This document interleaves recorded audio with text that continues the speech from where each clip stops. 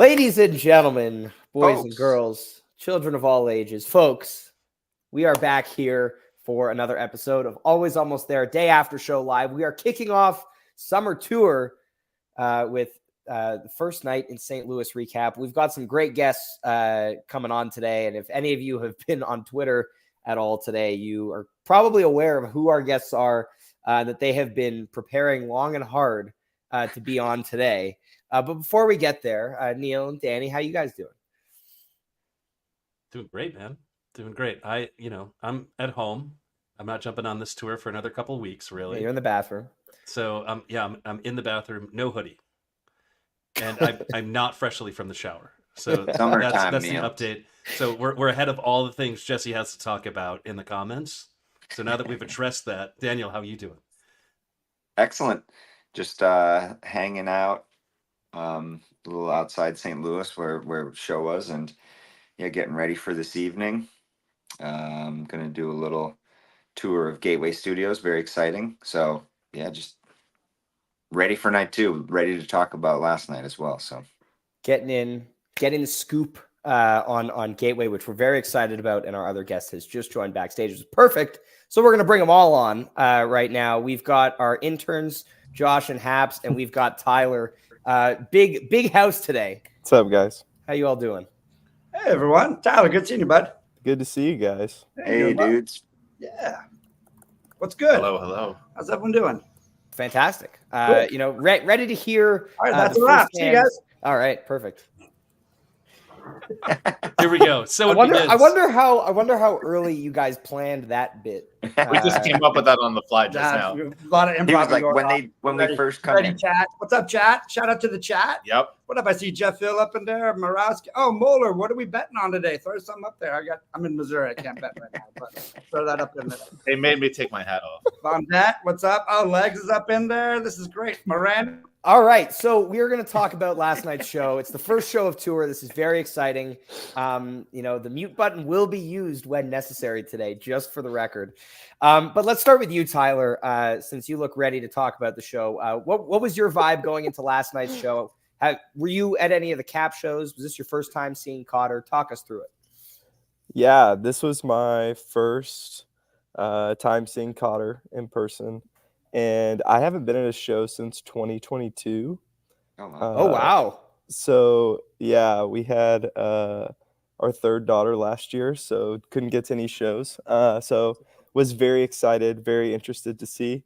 Great hangs with Haps and Josh and Shawnee Mack and Morawski and Matt from Math and all those guys. So got to connect with all them, which was great. Got to meet Danny. The place around, super cool. But like we'll get into it obviously, but dude, Cotter's unreal. Like you can't even describe it till you see him actually in person. What he brings to the band is pretty crazy. Amazing. All right, let's throw it over to the interns. We'll give you guys another shot here. How were the two of you feeling pre-show? Haps, when I dropped you off at the airport yesterday, you were very excited. For those who don't know, I'm actually in Haps's house right now. In Colorado. I'm holding down the fort. Holding down the fort for us all. Holding down the fort, exactly. There will be a very, very big pod from here on Saturday. But obviously that's on Saturday. But Haps and Josh, how were you guys feeling going into yesterday's show? I think we were really excited going into the show, and I mean, I'm happy to just see Goose, and whatever they play is going to be great. But the vibes were great, and Haps is our vibes guy. So great. Thanks, Ryan, for driving me to the airport. You're a very nice man. Thank you for doing the dishes as well. I appreciate the chores you've done at my house. Thank you for that. And then, once I arrived here yesterday afternoon, kind of just met up with the crew. There was a brewery pretty close by, and vibes were high there. There was a fish cover band I was rocking. Pretty sick, actually. A lot of locals. They were good. Yeah, a lot of locals. A lot of kids scene. jamming out hard. Yeah, we played some cornhole with some really shitty bags. Yeah. That's right. Me and Sean, cornhole champs. It's always nice to be like outside, got some good music that's playing. It kind of just gets the juices flowing. And then, as usual, per me, I'm late arriving to the show. So Classic. I enjoyed my time outside the venue. But I made my way in, and it was a beautiful venue. And yeah, vibes were real high. Really, really excited about that place. Ready to go back tonight and have another good time. Amazing. Josh, anything to add there? No, I think he covered it. Vibes were really high. And then the band came out. So let's get to that. Amazing. Well, there's one more person who was at the show who we need to hear from on his pre-show vibes before we get there, Josh. Danny Rosewoods, how are you feeling pre-show? Awesome. Yeah, I echo a lot of what these guys said. Drove down from Chicago, Naperville to be exact, with shout out friends of the pod, Jive One, Adam, his wife Stephanie. Yeah, good cruise down with them. Nice day, easy in, and we pulled right up. So it's kind of this where they're playing is like more or less a little new district build. 30 minutes outside of St. Louis. Nice. Kind of northwest a little bit. It looks like of the city, and so. You're out there and it's a little bit far and distant, but you got the brewery, the Four Hands Brewing, which did the Factory Fiction that people probably saw. And you got the local music, a couple good food options. I think these guys are staying pretty close too. So it was nice. And then getting into the venue itself was extremely simple, which as we know with indoor venues nowadays, it's gotten better. I feel like overall entry, but it was very smooth, like no questions, right in. Big, basic, wide floor and nice balconies, but I thought the sound, everything was on point. So, yeah, excellent energy. It was good to see everybody before too. Like Hap said, it's nice to hang for a few hours before you walk into the show, as always, because that doesn't always happen. Always is nice for that for sure. Neil, are you staying warm? Concerned viewer Jesse is concerned. I'll throw a sweatshirt on in the second half of the show if conversation lags a little bit. All right, good. It might be a problem. We'll All see. right, awesome. Well, let's get into the show here. They come out of the gate absolutely blazing, and we haven't heard. Never mind. I forget where I was going with that. We haven't had an All I Need with Cotter is what you were going to say. There we go. That's where I was going. I lost my train of thought after a few words. I love when that happens. We come out of the gate with an incredible opening around 30 minutes. Just over 30 minutes of All I Need, Time to Flee, All I Need, Time to Flee, which was really, really cool. Let's start with the interns on this one. How did you guys feel about this opening segment here? We got unmuted. Let's go. Yeah. Take the reins. Yeah. So let's go Fantasy Goose for a second. Hit my one song, All I Need, right off the bat. So I was stoked. I was like, here we go. I'm off and running. And then it died quickly the rest of the show and got 0 points. So I'm usually the guy that plays Drive or All I Need, one of the two for the first tour opener. So I would play one of the two. So flip a coin. I went with All I Need. So right when that note hit, boom, off and running. Legs started moving, warming up, dance. Let's go. Yeah, I thought that it was interesting. Again, they're starting to tinker with a lot of these songs and the way that they're going in and out of them. It really has been something different in terms of what we've seen before and where we're at right now. I really like that with the way that All I Need came together. I mean, it's always going to be a great jam, but this one was, you're watching the interplay between the band and how they're progressing and the sound that actually is working out for them. And it's amazing to see. Just in person and live, it just adds so much more layers towards everything. That was really well said. Thank you. Yeah, we might not get muted now. I told you we did. Hey, it's more the background noise, boys. It's not you guys. There we go. There we go. All right. Tyler, what are your thoughts on the All I Need Flee segment? Oh, I was so excited. That was the song that I've really wanted to hear Cotter on, and so as soon as that opening started, I was like, we're off and running, and I was probably halfway back on the floor, directly in line of Cotter, so in between Trevor and Rick, and great sight lines for the lights and everything. And I'm gonna say this too many times this episode, Cotter is so good. He is. What he brought to All I Need was so confident. To think this guy has really just been spending the last couple months really learning the catalog, and then to play a huge song massive jam vehicle for this band so confidently, like, and then seg right into that flea. Like, you could hear they were like moving in that direction, and then went, and then the transition back to All I Need, and then back. Like, it was just, I mean, it was flawless. Like, it was so good. Yeah, you know, you usually get the rare occasion where you get Peter moving from keys to guitar in the middle of a jam is usually when they're setting up a segue, something like that. You know, thinking of like last year's Bozeman Rosewood Weird Fishes. You know, how he went over to the guitar for the last couple of minutes.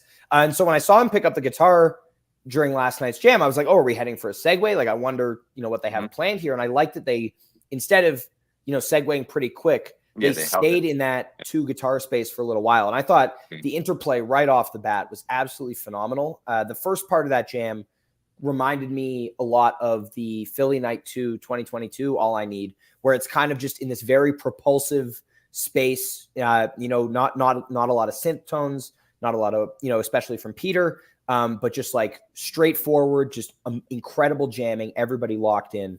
And then you get into that amazing 2 guitar space before the super clean segue into Flea. You know, some might say that the segue being planned detracts from it a little bit. I disagree. I think it was a really cool idea that they came up with on their own, and they were like, okay, this is how we're going to get there. And they executed it really well. So I'm in favor of things like this happening. T, what did you think? Yep. Agreed. I thought wanted to see Cotter on it. He really excels in this type of space, I think, with the song, because I was listening again, a lot of like the descending tom fills, and he's able to, his swing and sort of, you know, feel he has just allows and almost creates the churn more himself, right? So he's sort of building that, and then him and Trevor playing off each other. I think they're creating a good, you know, relationship in how they listen to each other. Peter, like you said, sort of just sticking in a sort of propulsive, you know, keys and descending, and then Rick with that sort of tremolo. Yes, the tremolo. That was so cool. So sort of that section, I thought, as it kind of got darker and deeper, and just sort of like staying in a space, obviously with a similar theme.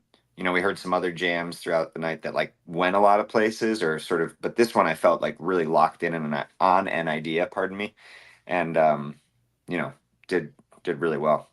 I thought too that you could hear sort of they wanted to go to Flea. There's that moment Peter picks up the guitar, and it could have went right away, but they pushed it that other 5 minutes, like you said, and sort of kept going with it rather than forcing what was already coming. And it worked out, you know. But I liked, and then Flea was good, just nice, solid 10 minutes. I thought it found some good space, but sort of as a package deal was really, really well done. And then, you know, you hear ending. All I Need come back, and then they sort of hit it. Flea again. Once they did Flea again too, I in the moment I was sort of like, whoa, what just happened? Like, because you kind of got the quicker into the All I Need ending, and then it was like a little shock to the body in the moment live. I was sort of like, what? You know, within a minute and a half, we had both endings sort of. So yeah, it was great. Amazing. I saw the hand down there, Josh, but I'm going to give Neil an opportunity to weigh in on this All I Flee. Neil? Looking for Josh. I promise you'll get your turn. Yeah, man, this was pretty cool. I think what I noticed in this particular, like, I was like tweeting about it in the moment, and it was like, is this a sick jam or is this a segue? Because I can't really tell. And you were kind of talking, Ryan, about like planned segues. Are they like not as cool, or are they as cool? I think when they come out like this one did, you know, who knows like how they came to that anyway. Maybe they found it in like sound check earlier, and they were like, oh yeah, let's do that thing that you did, like you modulated like this, and then like we got here. Like, I don't think that's lame. I don't think that's lame at all. And I think it worked out really well. I think, that was an incredible piece of music. I think early on in this show, I was really starting to notice that the rhythm section was being allowed to carry, like, so not just Cotter, but also Trevor. And I was kind of like making a joke early on about it sounded like he had a rubber band stretched across a Cracker Jack box, because his bass just sounded like wet and like it sounded amazing. Yeah, like it just sounded good, and I meant that in like a good way. It makes it sound like it sounded like janky almost, but like not. I can't really put my finger on what it was, but the two were really at the front of the mix. So folks at the show, I don't know if you really got that. And then you know, I think, well, this is actually more later, but you get a lot of just the rhythm section being allowed to do their thing, and then the lead instruments not feeling obligated to do things that are like excessive or flowery or anything like that. You actually just get to, you get a little bit like of a reverse delay jam later on in the show with them just kind of doing their thing. So yeah, man, good stuff. Like what a hell of a way to open the show. And I mean, you got to be stoked about that. Would you use the word outrageous? Or are you saving that for later? No, I'm saving that for later. Okay. Yeah. All right. Yep. Josh, if you can unmute yourself now, if you would like to speak. We're learning the buttons here. We'll mute ourselves. Hey, No, and I don't have anything to add. Never mind. Oh, okay. Awesome. I'm back to Neil. Next up, set continues with a nice little Mr. Action here, given that it's the only real standalone song of the set that doesn't need to be talked about on the song. Does anyone have any thoughts on this Mr. Action before we move on? It's a great song. Haps and I were going hard at it. I mean, if you don't like singing that song and dancing, and then just the bop at, with the little micro section where they sort of trade off Peter from the keys. I thought he pushed it a little further, and then it was just a good follow up to that section to open the show, I thought. Yeah, I get my very best Ryan Storm on for this song and sing loudly. So love to hear it. I've always loved this song. Lyrically, for me, like, I enjoyed the lyrics of this song. I don't really pay attention to the instruments as much. For me, I like the lyrics, and I kind of just flow with that sometimes. And I think sometimes I just get lost in lyrics, listen to it, and try to think about what it means. And obviously, I think a lot of us think it has to do with the band member, someone specifically. But within that, it's I love the thank you. It's a thank you song, and it's awesome. Or the crew, as we thought. Crew, yeah. Yeah. Yeah. I did think that the middle section where Rick takes his solo went on a little bit longer last night. Added a couple of different elements to it, which was nice. I mean, we don't really talk about Mr. Action as being a ripper all that much, but it's a ripper. I like this. I thought it was really entertaining, and like Hap said, we were dancing our asses off. So there we go. It showed he was on point too. Speaking of the crew here, from Trenton Dolby in the chat, did anyone who streamed think the video production was top notch yesterday? Yeah, after there was some initial little bit of a hiccup in the first couple of minutes. Gateway streaming. Shout out Gateway, shout out Nugs, everybody on the team there. We got shout outs. Is it shout out time? Yeah, are we at that? We got some shout outs. And I thought after that initial first minute or two, there was a little bit of skipping on the stream, but they got that fixed really, really quickly. And I thought, all right, if they're gonna leave, then they're gonna leave. We'll look at the couch here. Yeah, we'll have them. I thought that overall the production value was amazing last night. The sound was absolutely flawless on the stream. And yeah, I think we're getting some new camera angles as we see every year. Sometimes with a new tour, they're upgrading the equipment. I've heard that we're now getting streams in 4K with Goose, which is exciting. So if you have a 4K TV, now is the time to be watching Goose on your 4K TV because the streams are available in 4K. Fun little tidbit for you. What if you have a 4K Roku TV? Then you got to figure something out. Well, then you got to figure something out. Get an HDMI cable. So I just want to pick up where Josh left off and talk about that solo in Mr. Action because it was hot. It was a hot solo. I think people just kind of think of Mr. Action as this one-off thing, and then you kind of get the same thing every time. But there is a pretty fiery solo in there, and the last few have been really, really good. And so, Josh, agree 100%. That solo was killer last night. I can't put my finger on exactly what it was that I loved about that solo, but it seemed like there were notes in between notes that I hadn't heard before, and I mean, it was good, and not in the sense that it was too many notes, but it had just the right amount of emotion. Just enough. Just the anger. You gotta you think back to the Frederick, Bob Don, where Bob Don. Yeah, he just tears into that solo. Yeah, got that vibe last night in this. Not quite the same, obviously, but pretty similar. So agree there, Josh. He's excited, and his new tone. Ooh, so good. There's new cabinets there too. I think we saw some pictures, right? Yeah, and he's got 2 deluxe reverb heads, a mystery Fuchs Trainwreck something on the top. But to me, the thing that stuck out the most tone wise was the beginning of All I Need and how much it sounded more like 2021, 2022 versions. That kind of softer attack that we were used to with the older Mesa amp. And so I was excited to hear that vibe kind of come back. But let's move on here. The big boy of the night, Let's start with you, Tyler. Give us your thoughts on this Born. How did this feel? What was going through your head? Talk to us. Yeah, love Born. Thought maybe it was going to be a shorter version. Didn't know. And honestly, like they kind of before the jam, like kind of segged out of it, and then Cotter just starts hitting, and then it just like starts taking off. And what stood out to me the most from that is like I have never noticed Rick's comfortability to not play at a time. And he did that the lights just turned off. He did that a lot last night where he was just comfortable to play with pedals to like one point I looked up and like, where'd Rick go? Like, I don't even know where he is.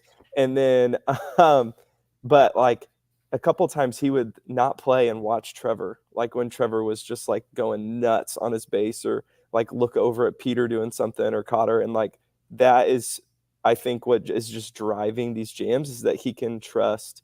I feel like I have to preface, like Ben's great, but like, I feel like Rick has trust in what Cotter does. And so there's more freedom for Rick to not play for a second and mess with pedals, to think through something and then play like into that and just rip in. And so like I remember I walked back to Josh and Haps and Sean after and I was like, was that Born? Like, I don't even know. Like, I was like, I think it was, but was it just something else? Yeah, it was amazing. And like Born, shout out to Getty on the lights. Like there was a part where I can't even describe what the lights were doing. They were like a pinkish purple color and they were almost like flashing so fast that it was almost like it was like I just looked at my hands like almost like I was like it was like tracing my body or I was moving slow and like I was completely sober, like, and so it was just like, well, I don't know what's happening right now, but Getty is doing something wild. So yeah. Hell yeah. D, what were your thoughts on this Born? So yeah, kind of as we said, a different arrangement to the composition, little kind of like a medium. We felt it was like Peter on piano as well. Yep. Peter piano, tempo from Cotter. Didn't love it.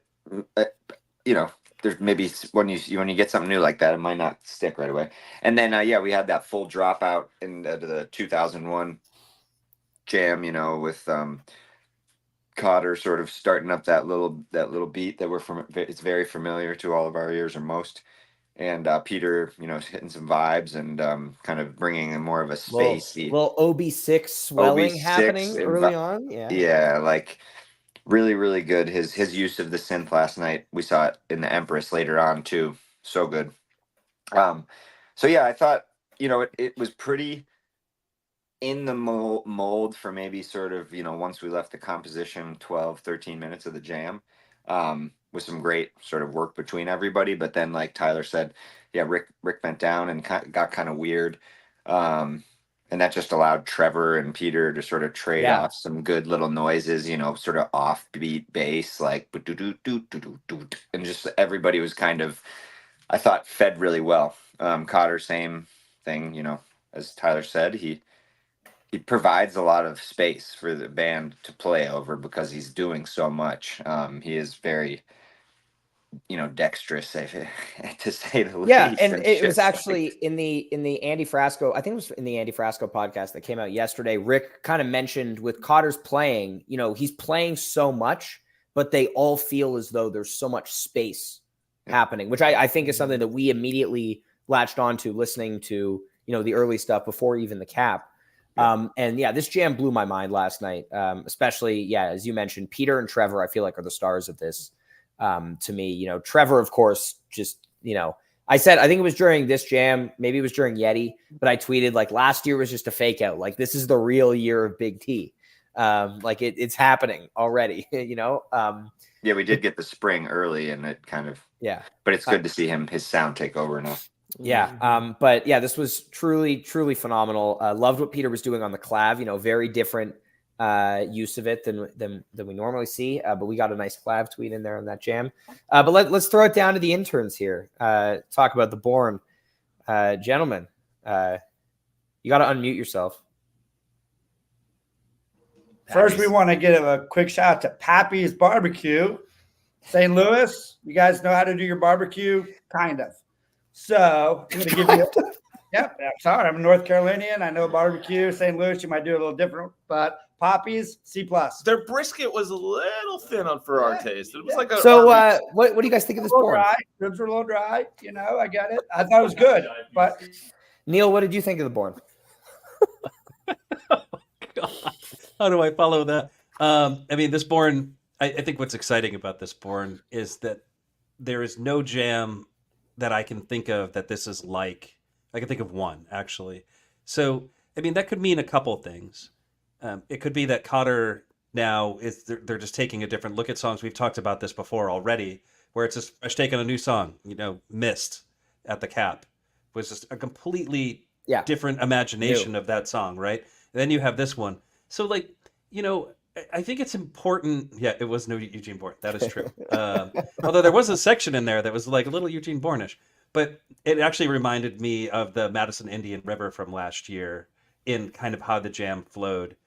So, I don't know. That's cool because I think what set Madison Indian River apart last year was that there were no other jams quite like it. So that part was pretty cool. But I think the point I was getting at before Jive somehow interrupted via text, which is absolutely incredible that he managed to do that, is that, I don't think Cotter is a technical step up from Ben necessarily. But what I do think he brings that I think is so exciting is just these fresh takes on songs. And this lasts for a tour. Like, yeah, we're seeing this. This is a great comment. Sorry to interrupt you, Neil. I just wanted to call attention to this comment that I saw before from Christopher Orman, which I thought was interesting.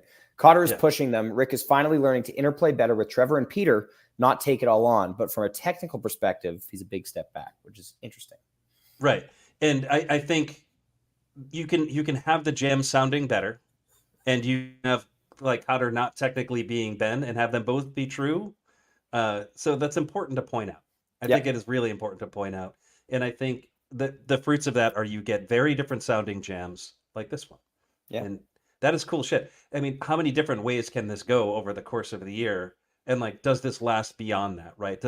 Is there just like a step up in terms of improv in general, right? Because technical ability and improv aren't the same thing. So, I mean, there's a lot of ways that this can go. I think it's exciting. I think we're continuing to hear new stuff.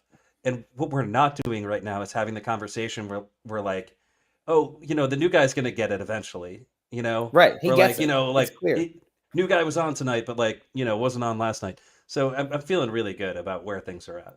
All right. Let's throw it back down. We've had a very, very patient raise of the hand from Josh. You guys have thoughts on this Born? Yes. The bathroom situation there was actually excellent. Just wanted to pull that thread back together, but it was Born. I really love when they go into that like Seattle Born type of thing where they get into that Crimson and Clover thing that Peter's doing.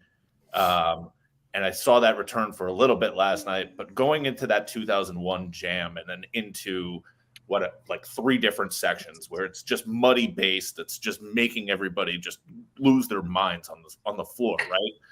But then it goes into like this upbeat, like almost like Empress type of beat at the very end of it, where it's just like a game show from the 1970s.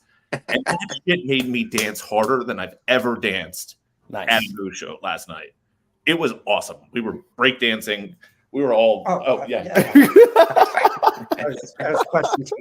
Empress Codetta. Yeah, the Empress Codetta, as I'm being told right now from our mailroom in the back, our research team here. Secretary to the interns. Haps, you had something to add there? Yeah, just vibes. Me and Danny. No thoughts, just vibes? Yeah, of course. I don't know. Always vibes. Yeah, definitely. You guys do all the musical. It says I can tell you how great it is. And me and Danny danced the whole. I mean, it was. First, I'll start with this. I think Born gets lost in the shuffle of the Drip Field and the Hunger Side, that trio that kind of all came out together. And I get it. Like, maybe there isn't as many great versions as the drip fields that we kind of all want, but I think Born is I forget how good it is until I get there and see it live. And me and Danny danced hard for 30 straight minutes up there in the seats. And yeah, I went up to the seats for a little while to meet up with Danny. Great views up there. We were kind of we're on Peter's side left. Peter's side is right. He's right. Stage left. Stage left. Yeah. Peter's side. You were vibing Peter's side. Yeah, it was nice. It's all of us. And me and Danny were hitting it hard, man. We were dancing with Dong up there. Shout out Dong. Dancing with Dong. I'm Chad. I see you, girl. Chelsea with us as well. We had a great. We were grooving up there hard. So yeah, and you forget how long it is. I think I turned to Danny. It was just like, I think we're at 2:05 right now. I mean, like 25 minutes. Oh yeah, yep. Like, yeah, we're well past that. Let's go. Yep. I love it. Amazing to hear. Also, if I might add, yes, the bathroom, while it's nice, is a little bit lacking in terms of the number of stalls to the number of urinals, at least in the boys' room. I also miss the cap tightness. I want to be like, hey, like you want to be making friends, or you have a little lobby. Cap urinals are like this. I miss that. There's way too much like. And if I do go into a stall, you need a little intimacy in your venue bathroom, is what you're saying. It's gonna have your arm around your buddy when you go and see it. Yeah. Okay. All right. Let's anyway, Born was really great. It was by far the moment of the night. I loved it. Perfect. While we're in the intern room, let's carry it through to you guys. Talk about set break. How are you feeling at halftime? Oh, we're doing set break. All right. Oh, what were we doing at set break? Or how did you feel at set break? There's no set break on the pod. Okay. Oh, I thought this was halftime. Halftime. We were told there was halftime. We were told there would be a halftime. No, we have a sponsor. Oh man, sponsor. You guys don't have sponsors? I thought we were going to sponsor. We were going to bring in our other guest here. Yes. No. Do you have a guest? We did. We were sponsored by GrooveSafe. GrooveSafe. Yes. So everyone out there, Ryan Storm is not letting us do that. So yeah, what? I didn't say I wasn't letting you. Shout out to you, GrooveSafe. Everything you guys do out there, everyone, keep your hands to yourself, dance hard, and have a good time. Go say hi to Ashley at the table. She's there. Yep, she's upstairs tonight. And Premium Deck is a great dancing spot. Hey, don't give it out. Hello, Daddy. Sorry, just kidding. You don't want to go up there tonight. Yeah. Oh yeah, right. yeah. Stay away from the Yeah. Blowing up the spot. I was really proud. All right, Tyler, how were you feeling at set break last night? It was great. I was hanging out with these guys. Unfortunately, the bathroom line was ridiculously long. So that was unfortunate. But shout out to the factory. They had water everywhere for free. And so it was nice that you could, like, Unreal. anytime during the show, go get water. Lines were kind of long for that too. But, like, they just kind of had it everywhere, which was nice. I even noticed on the webcast, in one of the behind shots, I could see people, security, handing out water on the rail, like even during All I Need. Like, you know, wow. What? Not even at set break. Like just early on in the show, they were already passing out bottles of water, which is amazing. So huge kudos to the factory. More venues should be doing this. Yeah, we have a hand up. Yeah, shout out Coach and whoever's running the house music, because that was rocking at set break and after the show. Yeah, and everybody go follow Coach's Spotify playlist, which Now that's what I call TED. Various volumes that are not actually in order. Yeah. 17 happens to be my favorite, but there's also volume 69, which is also great. And so if you search on Spotify for a playlist called Now That's What I Call TED, you'll see all the Goose house music playlists. I believe Loomis does some of them as well. But D, how are you feeling at set break last night? Real good. Yeah, we were upstairs hanging out, and then made the shift down to below the balcony in the deck as well. And it was a unique view because just experiencing that space sort of above the floor, which is nice. Vibes were good, just hanging out. People were happy. Set was fun. You know, maybe a little bit short, like especially I think it was 70 minutes total. It felt like they could have gotten another song on there maybe and made it 80, 82, you know, something like that. But I was happy with the way it ended, honestly. Well, that would be the place to play Your Ocean, for instance. Sure, after the Born, yeah. Yeah. Yeah, that's what we call earning it. That's where we earn it. So, yeah, everything was good. It was good to catch up with people. Energy was hype for set 2. Amazing, and they come out of the gate hot here. Throwing waters, guys. With a great Yeti. Actually, despite what my opinions may be on the Yeti in the context of how this set ended up, I thought this Yeti was awesome in the moment. We're seeing this like revamped, this revamped funk jam. This one was, definitely hotter than the cap. Yep. Some great double guitar action, but really, really great. Really great Yeti. Lots of great energy. And I would love to see a Yeti like this open up a second set in the future, as long as it's, leads into like a Madhavan or a Wisteria or, like a big jam. Because I feel like I'm a big fan of the open the set with like a banger or a rocker and then dive in to the improv. But Tyler, I'm curious how you felt leading into this set with this Yeti. Yeah, Trevor Funk just coming through. Like, it was so good. It was interesting. Josh and Haps and I talked about this, that we probably weren't going to agree with you, Ryan, on set 2. I know. And our thoughts on it.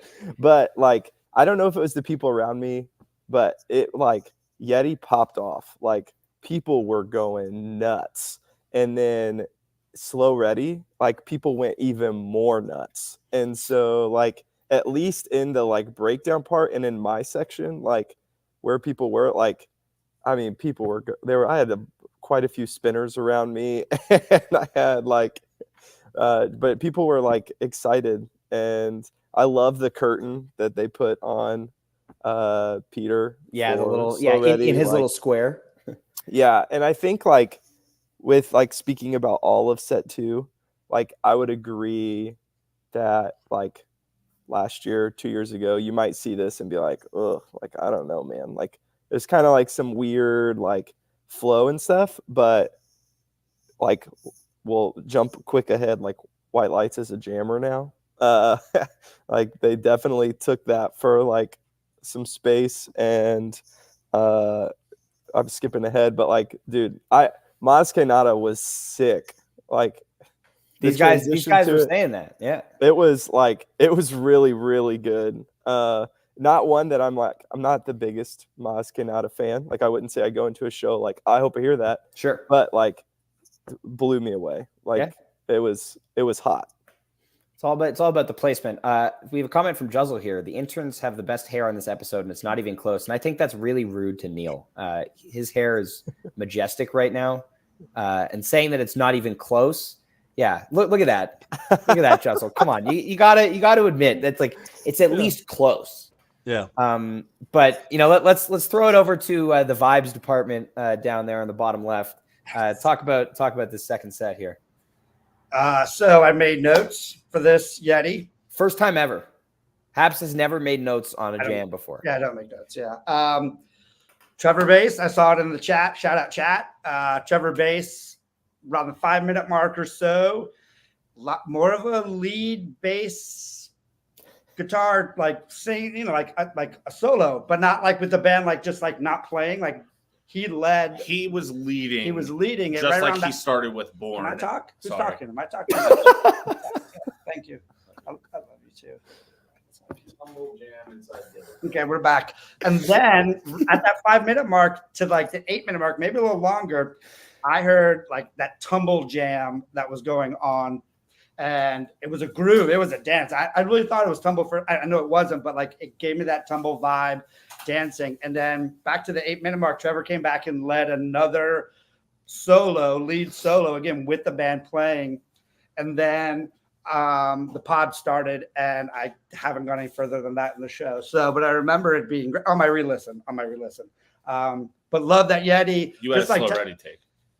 Yeah, we haven't got to slow yet. I'm sorry. So yeah, Tyler, I agree with Tyler. The room was buzzing, and I know Yeti is hit or miss with the fan base, but this fan right here loves it and dances hard to it. It's vibey, right up my alley. The knee was moving. The knee was moving, definitely. Yes. No, I thought the same with it. Yeti was really, really good. It's a great way to start, and it had the potential. and they're exploring it more, which we ask sometimes, right? We say with some of these songs, let's just do something different with it. So they kind of took that idea from the Cap, pushing it a little further, giving Trevor more space there. So spot on. It was amazing. Yeah. Neil, you got any thoughts? Oh yeah, I've got thoughts. Well, you know, I first, before we get through the rest of this set, I need to dispute your claim that there are like no jams in this show. Like, I didn't say that. There were so many jams. You said you'd love to see like a Madavon come after, which would be great. I think we all agree. But let's just talk about this, the track times here, just for a moment. So you have a 13-minute and 17-second Yeti. That's not bad. It's a 13-minute, 17-second Yeti with like a nice funk jam in the middle is a lot better than like a 4-minute Yeti, in my opinion. And I know how you feel about the shorter songs, but so that's a jam. I don't know what else you can call that. No, that is a jam. Yeti was a jam. Wait, hold on. So let me continue. Someone mute Ryan. Can we Mute mute him? him? Yeah. Why don't we mute that guy? I want power. Yeah. Why do we get power? All right, there we go. Done. So Slow Ready, 15 minutes and 10 seconds. That song generally takes a while. Put the interns right backstage. Thank you. Then you get Mosquenada, 11 minutes of Mosquenada. Mosquenada is a banger. It is an absolute banger This of a was cover. a good one. And like, sometimes it takes seeing it live to realize just how good Mosquenada is. And it's, you know, it's not about verse, chorus, verse in Mosquenada. It's about the jam that you get in it.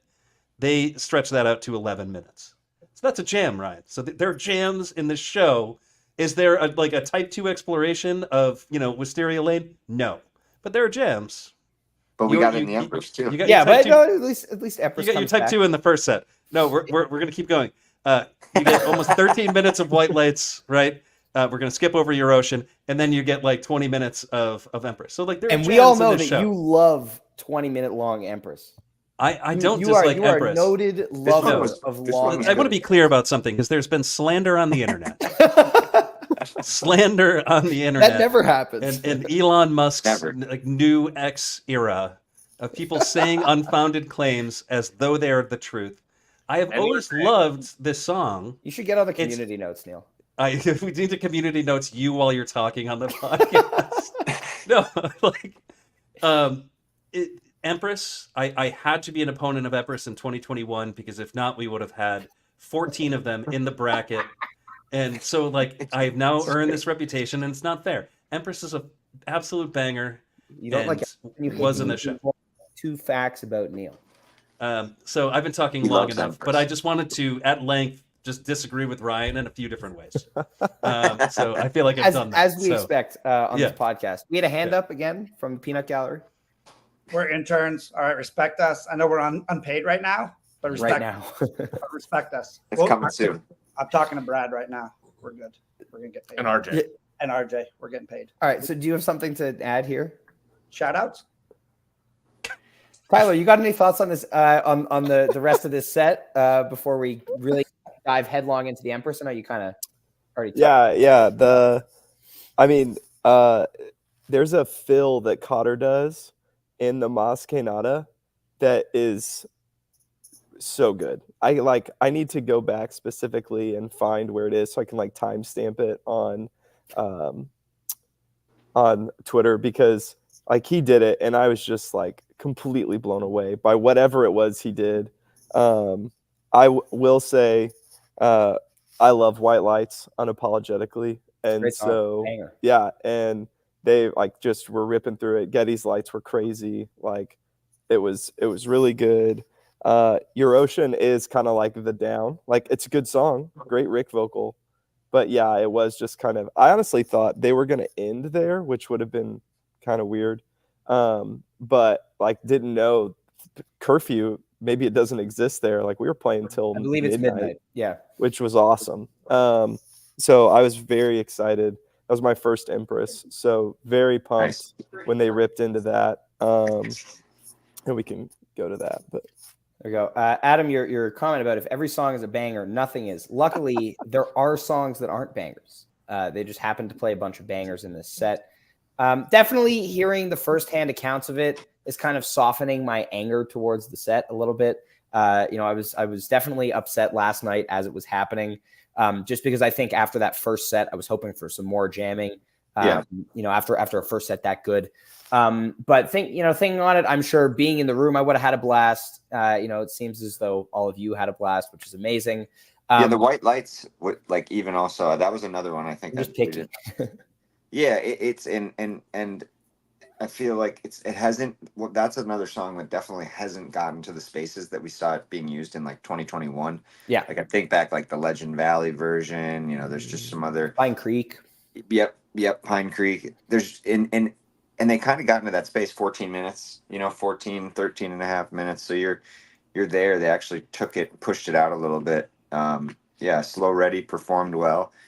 Your Ocean, and I agree, the Mice Canada was always great. I thought the way that they moved out of Slow Ready into that, the Mice Canada was awesome too. So this is not a reversal. Make no mistake here. I still am not a fan of this set overall. We got a banger. Yeah, I've just softened a little bit. But this Empress is phenomenal. Okay. We have Fingers in the Air. Yeah. Listen.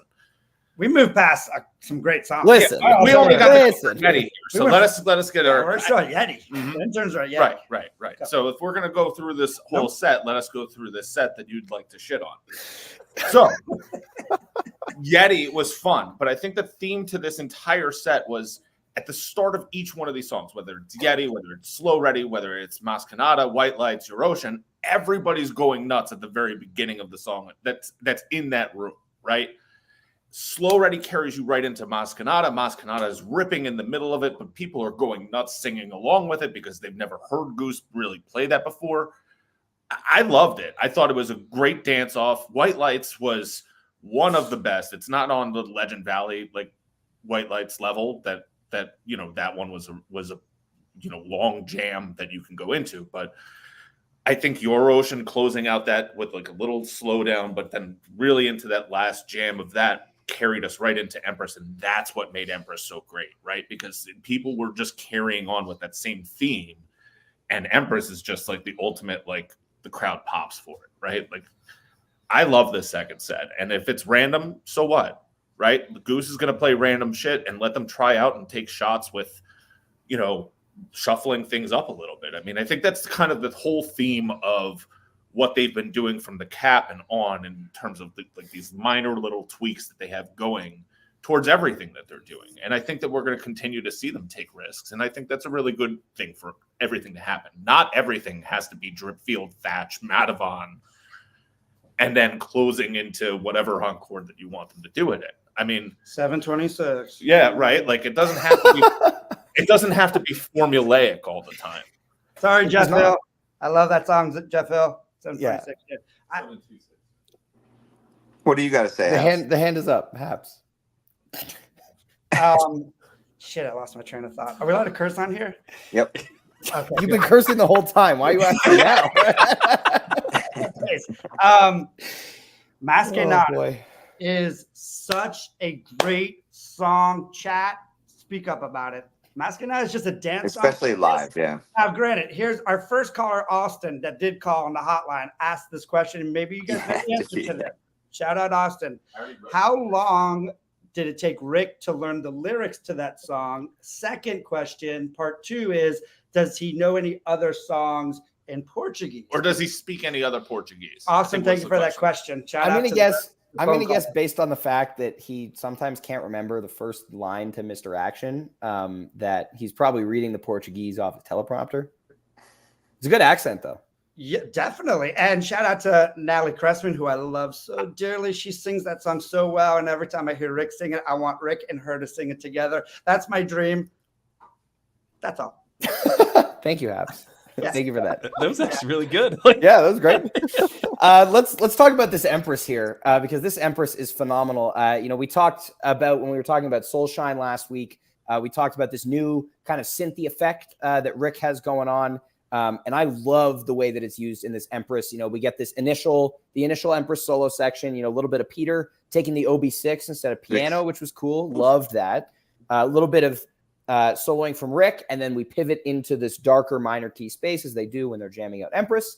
And very quickly, it morphs into what reminded me of the Cap Arrow from April. this kind of extended like late night disco groove kind of thing. But you have this new synthy effect from Rick that is so cool. And Trevor, again, who was it? I forget if it was Dee or Neil who said like that kind of like wet quality. You said the rubber bands. Yeah, the rubber band, the envelope filter, but like very subtle. And he had that going on. It reminded me of the Bozeman Rosewood from last year. I drew a parallel to that earlier in the show, but that similar kind of disco vibe.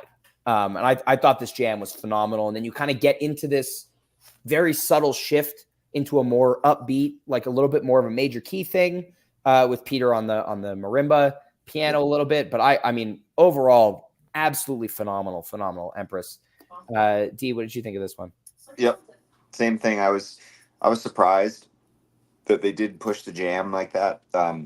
When we were sort of coming back into the bridge, maybe, right, with sort of the descending keys as they come out of the lyrics, and you thought, and Cotter kind of like was his tempo and drumming right there was a little bit faster, so it sort of sounded a little awkward in the moment of like making that change. But then, yeah, like you said, we just kept kind of driving. Really good interplay between everybody. I thought Peter, my favorite little section was kind of the end with the marimba kind of, Peter just adding almost more rhythm to the groove with Cotter and everything.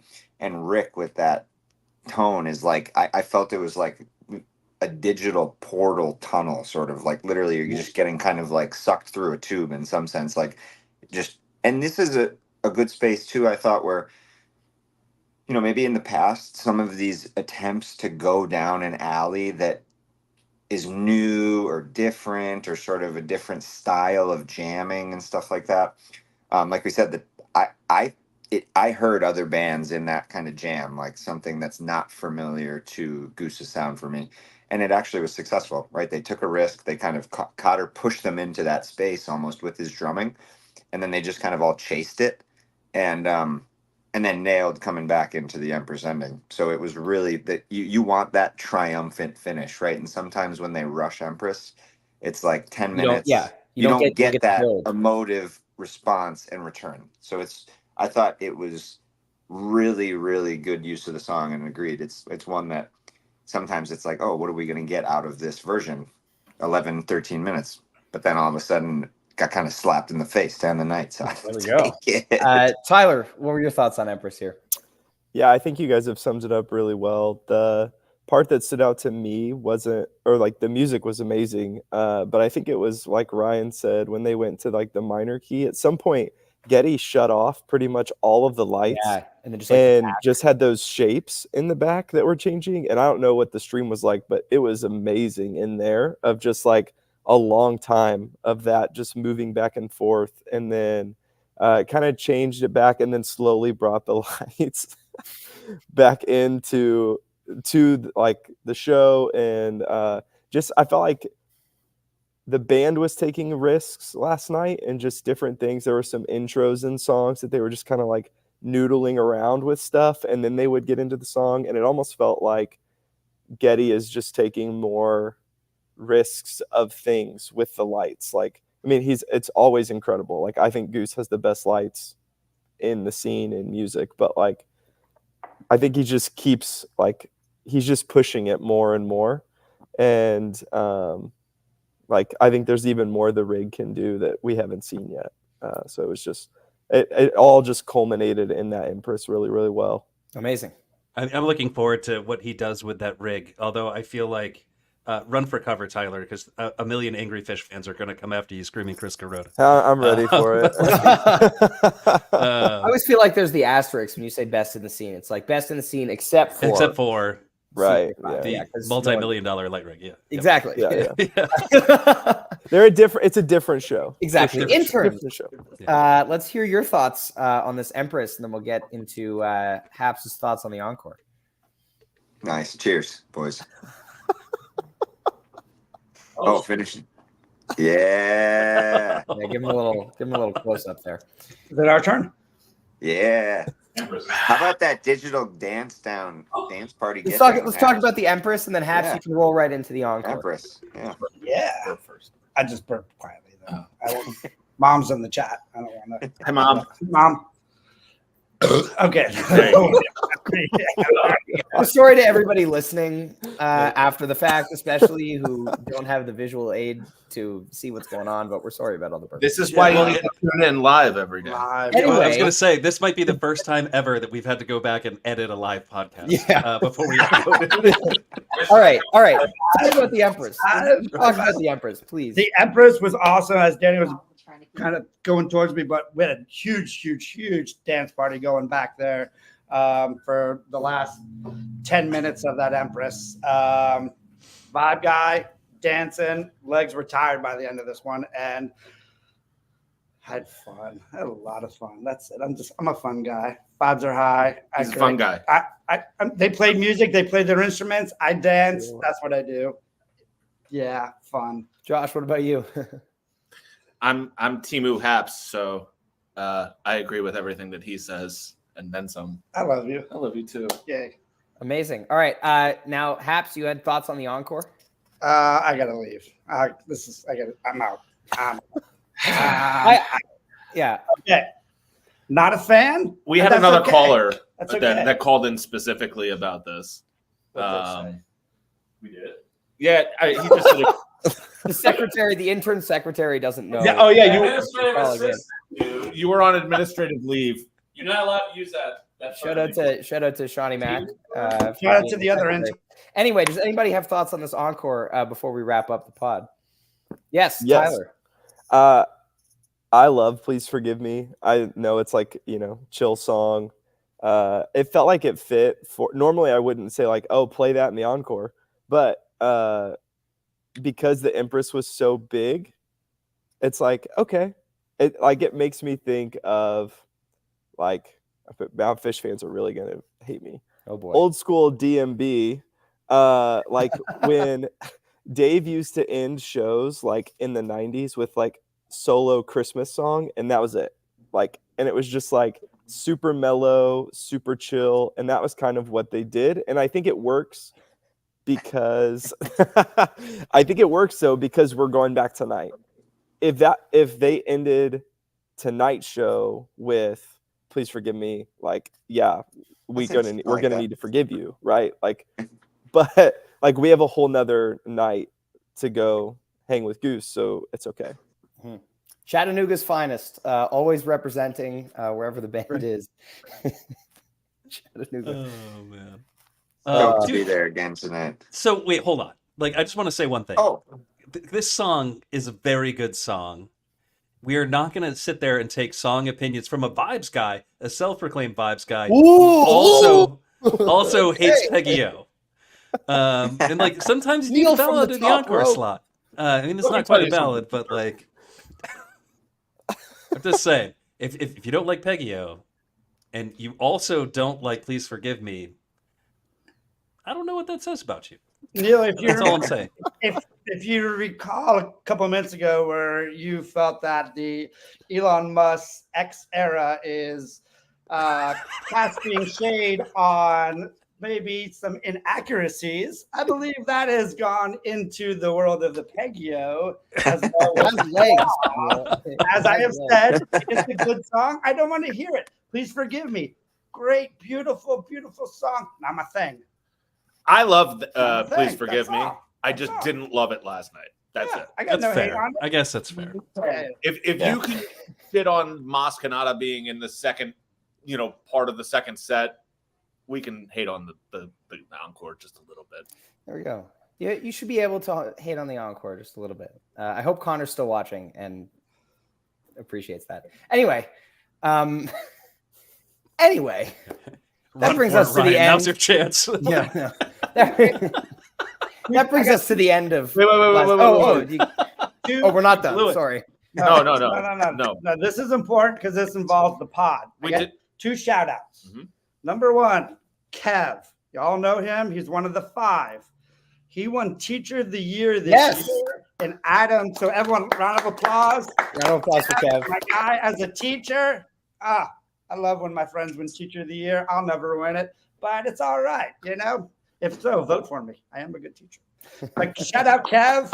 We love you, Kev. Congratulations on winning that. Well deserved. Second shout out, my boy Danny Rosewood's right there, number 50 show tonight. And we're gonna boogie on fucking down. So can't wait to dance with you, brother. Congrats on 50. Love it. Get it. Oh yeah. What other shout outs? Air condition. Shout out air condition because humidity sucks. Yeah, it was nice in there. Definitely comfortable. Yeah, I'm excited to go back. Shout out to McDonald's. Shout out to McDonald's. And DoorDash. Shout out late night Taco Bell for us last night. All right. Last one. Shout out to Trevor's jean jacket wardrobe. I don't know who dresses him, but he always wears a jean jacket, and it's like, that's great. So we want to shout him out. And lastly, shout out to Arch.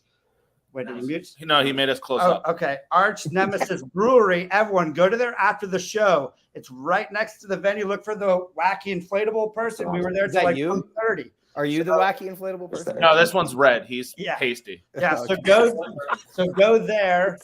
The big brewery's closed, but that was open and everyone left. So weird. It was like 10 apparently there's an after show there tonight. I don't know, but the Arch Nemesis Brewery, they were super kind to us last night and were willing to stay open as long as we wanted to stay there. Shout out to Garrett for Europe. What a great plan he put together for me and Ryan. All right. All right. Now's the time. Yeah. So now's the time when we're going to wrap up here. Thank you so much to everybody who's tuned in today. We will be back here tomorrow. Shout out to Bill Walton. Definitely. Shout out to Bill Walton. So thank you so much, everybody, for joining us for the first day after show of the tour. We'll be back here tomorrow at 3:30 p.m. Eastern to talk about night 2 as we gear up for Colorado this weekend. But join us from the couch tonight. Neil and I will be on the couch again. I believe Kev will be too. He's not tweeting as much. But, obviously join the conversation online and let us know, if you disagree with our takes or if you agree with our takes. Because, as you've seen, if you're still watching this or listening to this at some point, we like to agree and disagree with each other a lot. And don't forget to mix in a water, everybody who's there. Friendly reminder from my mother and Ryan Molnar. We'll see you guys tomorrow. Thank you so much. Have a great rest of your day.